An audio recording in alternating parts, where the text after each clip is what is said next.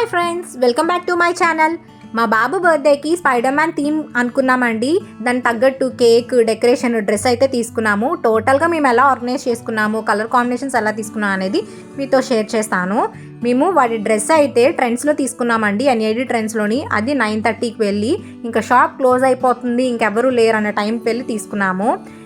May 15th బాబు birthday అండి. So 13th నేను election vote వేసి వచ్చేసి ఇంకా బేకింగ్ అయితే స్టార్ట్ చేసుకున్నాను. ఫస్ట్ కప్ కేక్ బేకింగ్ అయితే అయిపోయింది. తర్వాత కేక్ పాప్స్కి బేస్ అయితే చేసుకున్నాను. దాని తర్వాత మెయిన్ స్పైడర్ మ్యాన్ థీమ్ కేక్కి బేకింగ్ అయితే ఆ రోజే కంప్లీట్ చేసుకున్నాను అండి. లాస్ట్లో ఏమైందంటే కేక్ అయితే పెట్టాను, అది ఎయిర్ ఫ్రైయర్లో పెట్టాను అనమాట. ఇంకా 10 minutesలో బేక్ అయిపోతుంది అనే టైంలోని పవర్ కట్ అయింది. ఆ కేక్ అంతా లోపలికి వెళ్ళిపోయింది. మళ్ళీ నేను బ్యాటర్ని అంతా కలుపుకొని మళ్ళీ స్టవ్ మీద అయితే పెట్టుకున్నాను. ఓవరాల్గా అయితే బేకింగ్ అయితే 13th కంప్లీట్ చేశానండి. డ్రై ఇంగ్రీడియంట్స్ అన్ని సెపరేట్గా తీసుకుంటానండి, లిక్విడ్ ఇంగ్రీడియంట్స్ అన్ని సెపరేట్గా తీసుకుంటాను. Maida, baking powder, baking soda, cocoa powder first జల్లించేసి కలుపుకొని పెట్టుకున్నాను. ఇప్పుడు ఎగ్స్ తీసుకొని బాగా బీట్ అయిన తర్వాత షుగర్ పౌడర్ అయితే తీసుకుంటాను. దాంతో ఎసెన్స్ అయితే ఎసెన్స్ యూస్ చేయొచ్చు. నేను చాక్లెట్ ఎసెన్స్ లేదు కాబట్టి కోకో పౌడర్ యూస్ చేశాను. ఆయిల్ అవి కూడా బీట్ చేసిన తర్వాత ఈ డ్రై ఇంగ్రీడియంట్స్ అన్నీ కూడా కొంచెం కొంచెం యాడ్ చేసుకుంటూ బీట్ చేసుకుంటాను అనమాట. అప్పుడు నాకు రిబ్బన్ కన్సిస్టెన్సీలోని కరెక్ట్గా బ్యాటర్ అనేది వస్తుంది. నేను మీకు 1/2 kgకి 1 kgకి కూడా ఎంత మెజర్మెంట్స్ తీసుకోవాలి కప్ మెజర్మెంట్స్లో అయితే మీకు ఇస్తాను డిస్క్రిప్షన్ బాక్స్లోని, మీరు చెక్ చేసుకోవచ్చు. మీకు పర్ఫెక్ట్ రెసిపీ వస్తుందండి. నేను స్పైడర్ మ్యాన్ థీమ్ కేక్ అయితే 1 kgలోనే చేసుకున్నాను. టిన్స్ ఏమీ కొనలేదండి, ఇంట్లో యూజ్ చేసే గిన్నెలే తీసుకున్నాను. ఒకటి 6 inch తీసుకున్నాను, ఇంకోటి 4 inches ఇలా మెజర్మెంట్ తీసుకున్నాను. రెండింటి మధ్యన 2 inch గ్యాప్ ఉంది. సో దట్ మనకి మంచిగా స్టెప్ అనేది ఫామ్ అయ్యి మంచిగా కనిపిస్తుందని చెప్పేసి ఈ టిన్స్ అయితే తీసుకున్నాను. ఎప్పుడు కూడా కేక్ బేక్ చేస్తున్నప్పుడు కిందన బటర్ పేపర్ వేసుకోండి. బటర్ పేపర్ లేదు అంటే మన దగ్గర వైట్ పేపర్స్ ఉంటాయి కదా, ఆ వైట్ పేపర్ని కిందన ఏ షేప్ అయితే ఉందో షేప్ కరెక్ట్గా కట్ చేసేసుకొని అది పెట్టేసిన తర్వాత ఆయిల్తో గ్రీస్ చేసుకున్నారనుకోండి టిన్, ఆ పేపరును మనకి బటర్ పేపర్ లాగే ఉంటుంది. కింద బేస్ అనేది మాడిపోదన్నమాట. నేను ఇవన్నీ కూడా ఎయిర్ ఫ్రైయర్లోనే బేక్ చేసుకున్నానండి కంటిన్యూస్గా. అంటే ఫస్ట్ కప్ కేక్స్ పెట్టాను, దాని తర్వాత కేక్ పాప్స్కి చాక్లెట్ బేస్, స్పాంజ్ బేస్ పెట్టుకున్నాను. అది అయిపోయిన తర్వాత మెయిన్ స్పైడర్ మ్యాన్ థీమ్ కేక్కి ఎయిర్ ఫ్రైయర్లోనే బేక్ చేశాను అనమాట. ఇవన్నీ కూడా బాగానే బేక్ అయిపోయాయండి. లాస్ట్లోని ఒక కేక్ బేక్ అవుతున్నప్పుడు పవర్ కట్ అయ్యింది. అది బాగా ఫ్లఫీగా వచ్చిన కేక్ ఇంకా 10 minutesలో బేక్ అయిపోతుంది అన్నప్పుడు పవర్ కట్ అయ్యింది. ఇంకా లోపలికి ఇలా నొత్తగా అయిపోయింది అనమాట. ఆ కేక్ మొత్తం వేస్ట్ అయిపోయింది. మళ్ళీ బ్యాటర్ అంతా కలుపుకొని స్టవ్ మీద అయితే బేక్ చేసుకున్నాను. మొత్తానికి బేకింగ్ అయితే May 13th అయితే కంప్లీట్ చేసానండి. ఇప్పుడు కేక్ పాప్స్కి మెయిన్ స్పైడర్ మ్యాన్ థీమ్ కేక్కి బేస్ అయితే ఇదే అనమాట. ఈ చాక్లెట్ స్పాంజ్ కేక్ చాలా పర్ఫెక్ట్గా వస్తుందండి. ఇప్పుడు 14th రోజు నేను ఐసింగ్ అయితే స్టార్ట్ చేసుకున్నానండి. ఎందుకంటే 15th రోజు బెలూన్ డెకరేషన్ ఉండిపోయింది. అది 14th చేద్దామంటే బెలూన్స్ అన్నీ పగిలిపోతున్నాయి అనమాట. ఇంకా అన్నీ ఒకరోజే ఎందుకు టెన్షన్ అని చెప్పేసి నేను 14th రోజు ఏమొచ్చి ఐసింగ్ అనేది చేసేసుకున్నాను. మేబీ ఇది పర్ఫెక్ట్గా రాకపోవచ్చు, ఎందుకంటే నేను ప్రొఫెషనల్ బేకర్ని అయితే కాదండి. హోమ్ బేకింగ్ నేనేమీ చేయట్లేదు, ఎక్కడ కేక్స్ కూడా నేను సెల్ చేయట్లేదు, ఓన్లీ ఇంట్లోకే అని నేను చేసుకున్నాను. సో ఈ ఫినిషింగ్ బాగా రాకపోతే మళ్ళీ నెక్స్ట్ టైం చేసినప్పుడు పర్ఫెక్ట్గా చేస్తాను. మీరు ఇచ్చిన చాలామంది నెగిటివ్ కామెంట్స్ అనుకుంటున్నారు, నేను అలా తీసుకోను. మీరు చెప్పడం బట్టే ఓహో ఇది ఫినిషింగ్ బాగా రాలేదు, నెక్స్ట్ ఇంకా బాగా చేయాలి అనే మోటివేషన్ నాకు వస్తుంది. సో మీరు పాజిటివ్గా ఇచ్చినా నెగిటివ్గా ఇచ్చినా నేను తీసుకుంటాను. మీరు మీ టైం తీసుకొని నాకు కమెంట్ చేసినందుకు థ్యాంక్స్, చాలా చాలా థ్యాంక్స్. మనము 2000 సబ్స్క్రైబర్కి దగ్గరలో ఉన్నాము. మన ఫ్యామిలీ ఇంకా ఇంకా పెద్దది అవ్వాలి అని నేను కోరుకుంటున్నాను. ఈ చాక్లెట్ స్పాంజ్ని నేను 3 లేయర్స్లో కట్ చేసుకున్నానండి. ఫస్ట్ ఒక లేయర్ పెట్టేసి దాని మీద షుగర్ సిరప్ వేసుకొని, కూల్గా ఉండాలి షుగర్ సిరప్ వేసుకొని, దాని మీద డార్క్ కాంపౌండ్ కొంచెం వేసేసి, మిల్క్ మేడ్ కూడా కొంచెం వేసేసి చాకో చిప్స్ అయితే జల్లుకున్నాను. అలా layer by layer same procedure అయితే నేను చేసి క్రమ్ కోట్ చేసుకొని ఫ్రిడ్జ్లో అయితే పెట్టేసుకున్నానండి. 1 hour అది ఫ్రిడ్జ్లో ఉంచేసిన తర్వాత ఇంకా దీనికి కలర్స్ కూడా వేసేద్దామని అయితే అనుకున్నానండి. కొంచెం విప్పింగ్ క్రీమ్ తీసుకొని నేను రెడ్ జెల్ కలర్ తీసుకున్నానండి. కొంచెం మిక్స్ చేస్తే మనకి పీచ్ కలర్ వస్తుందన్నమాట. ఎప్పుడైనా వైట్ మీద డార్క్ వేసామనుకోండి, మనం ఫినిషింగ్ కరెక్ట్గా ఇవ్వకపోతే లోపల వైట్ కనిపించేస్తుంది. అందుకని ఫస్ట్ లైట్ పీచ్ కలర్లో వేసుకుంటే మీకు ఫైనల్ ఫినిషింగ్ కరెక్ట్గా రాకపోయినా లోపల వైట్ కలర్ అనేది కనిపించదు అనమాట.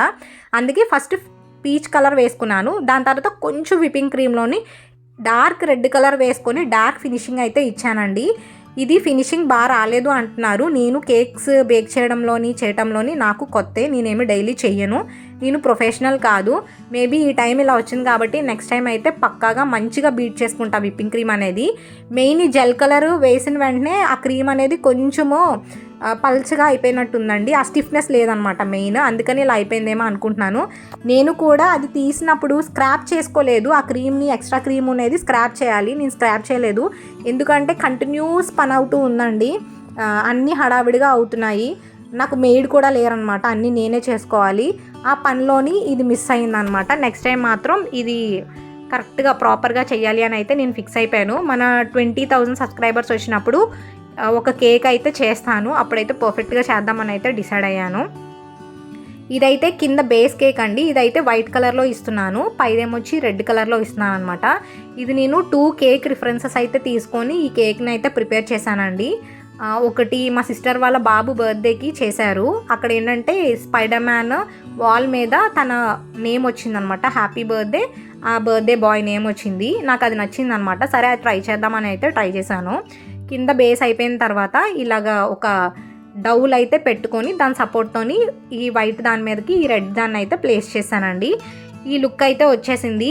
ఎప్పుడైతే ఈ లుక్ వచ్చిందో నాకు కొంచెం హ్యాపీగా అనిపించింది అనమాట, అంటే ఒక పని అయిపోయింది అని అనిపించింది.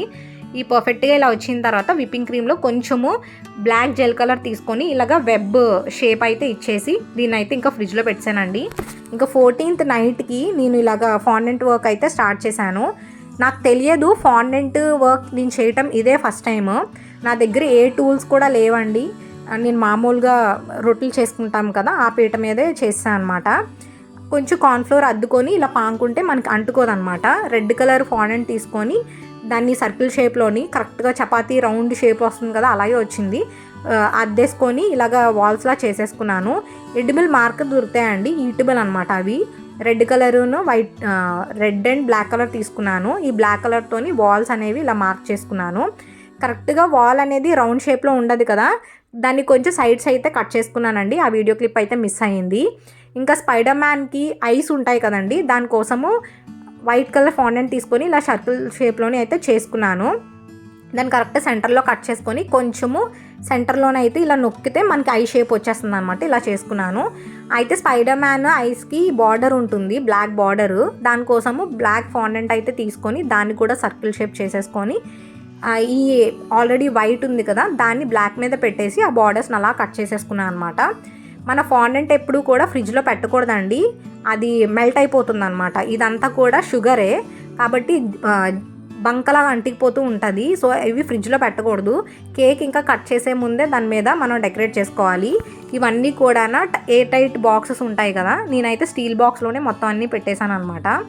ఈ లోపు మా పాప ఏమొచ్చి సిలికాన్ ఆల్ఫాబెట్ కట్టర్ ఉంటుంది. కట్టర్ అంటే ఏమీ లేదు, ఆల్ఫాబెట్ సిలికాన్ మౌల్డ్ ఉంటుందన్నమాట. ఆ మౌల్డ్లోని ఈ వైట్ కలర్ది ఫాండెంట్ పెట్టేసి బ్యాక్ సైడ్ ప్రెస్ చేస్తే ఆల్ఫాబెట్స్ వస్తాయన్నమాట. తను హెచ్బిడి ఆశ్రిత అని ప్రిపేర్ చేసింది తను.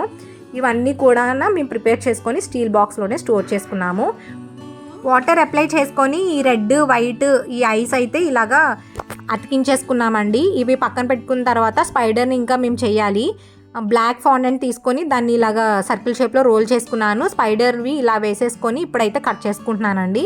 కరెక్ట్గా స్పైడర్ షేప్ వచ్చేస్తుంది అనమాట. ఇదంతా ప్రాపర్గా ఎయిర్ టైట్ బాక్స్లోనే పెట్టుకుంటే మీకు ఫాండెంట్ అనేది ఏమీ అవ్వదండి. మనం కొనుక్కునే బాక్స్లో ఫాండెంట్ కూడా నీట్గా ఎయిర్ వెళ్ళకుండా పెట్టుకుంటే జాగ్రత్తగా ఉంటుంది. సో టోటల్గా అయితే ఇలా వచ్చింది. దీన్ని అయితే బర్త్డే ఇంకా కట్ చేసే ముందు మేమైతే ఇలా ప్లేస్ చేసుకున్నాము.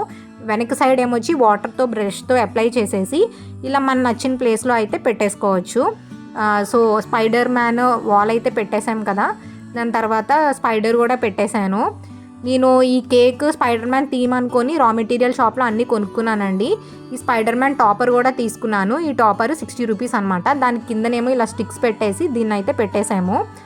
స్పైడర్ మ్యాన్ టాయ్ కూడా తీసుకున్నాను, ఆ టాయ్ కూడా ప్లేస్ చేశాను. ఆ టాయ్ కూడా నాకు 60 రూపీస్ పడిందనమాట. ఈ రా మెటీరియల్ అంతా నేను బేకర్ బాస్కెట్ అనే షాప్లోనే తీసుకున్నానండి. ఓవరాల్గా ఇది నా ఐడియా అనమాట. నేను ఒక 2 ఇమేజెస్ చూసేసి ఇలా చేద్దాము అనుకున్నాను. నేను మళ్ళీ చెప్తున్నాను, నేనేమి ప్రొఫెషనల్ కాదండి, నేను ఓన్లీ హౌస్ వైఫ్. ఒక ఐడియా వచ్చి నేను ఇలా చేసుకున్నాము, బాబు బర్త్డేకి అన్నీ నేనే చేయాలి అనుకున్నాను. సో కప్ కేక్స్ కూడా ఇలాగా ఐసింగ్ అయితే చేసేస్తున్నానండి. విప్పింగ్ క్రీమ్తోనే చేస్తున్నాను. ఫస్ట్ బటర్ క్రీమ్ అనుకున్నాను, అప్పటికే నాకు వర్క్ అనేది చాలా ఎక్కువ అయిపోయింది. ఇంకా ఎక్స్ట్రాగా ఇంకేమీ పెట్టుకోలేదు. ఆ బటర్ క్రీమ్ కూడా ప్రాపర్గా వస్తుందో లేదో నాకు తెలియదు. అందుకే ఆల్రెడీ విప్పింగ్ క్రీమ్ ఉంది కదా అని చెప్పేసి విప్పింగ్ క్రీమ్తోని ఇలా డెకరేట్ చేసేసుకున్నాను. నెక్స్ట్ ఇంకా కేక్ పాప్స్ ఉండిపోయండి. కేక్ పాప్స్ నేను బర్త్డే ముందు రోజే చేసేసాను. ఆ వీడియో కూడా మీకు షేర్ చేస్తాను.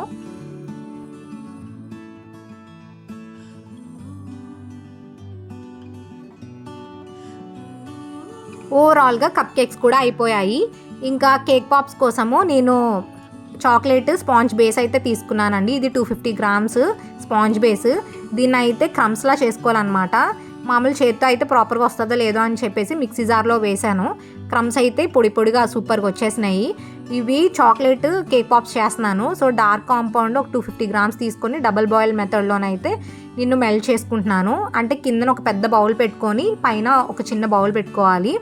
ఆ పెద్ద బౌల్లోని వాటర్ వేసి అది బాయిల్ అవుతూ ఉంటే ఆ వేడికి ఈ చాక్లెట్ మెల్ట్ అవుతూ ఉంటుందన్నమాట. ఈ చాక్లెట్ ఫ్రిడ్జ్లో పెట్టకూడదండి, మన రూమ్ టెంపరేచర్లోనే ఉంచుకొని చేస్తే మనకి బేగా మెల్ట్ అయిపోతుంది. నాకు తెలిసి ఫ్రిడ్జ్లో పెట్టింది మాడిపోద్దేమో, మెల్ట్ అవ్వదేమో, ఎందుకంటే చాలాసార్లు ట్రై చేశాను నేను, నాకు వర్కౌట్ అవ్వలేదు. ఇప్పుడు రూమ్ టెంపరేచర్లో ఉంచి నేను ట్రై చేశాను, పర్ఫెక్ట్గా వచ్చింది. ఇప్పుడు ఈ మెల్ట్ అయిన చాక్లెట్ని నేనైతే ఒక గ్లాస్లోకి తీసుకున్నాను. ఇప్పుడు ఈ క్రమ్స్లోకి ఈ డార్క్ కాంపౌండ్ ఒక 3 స్పూన్స్ వేసుకున్నాను. మిల్క్ మేడ్ ఏమొచ్చి 3 స్పూన్స్ వేసుకున్నాను. ఈ రెండిటితోని బాగా కలిపితే మనకు ఒక ఉండలా ఫామ్ అవుతుందండి, చపాతీ డౌలా అనమాట. దాంతో బాల్స్లా చేసుకోవాలి.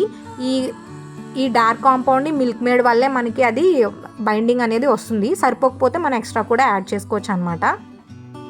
ఇలా ప్రాపర్గా కలిపేసుకొని చిన్న చిన్న బాల్స్ లాగా చేసుకొని పక్కన పెట్టుకోవాలి.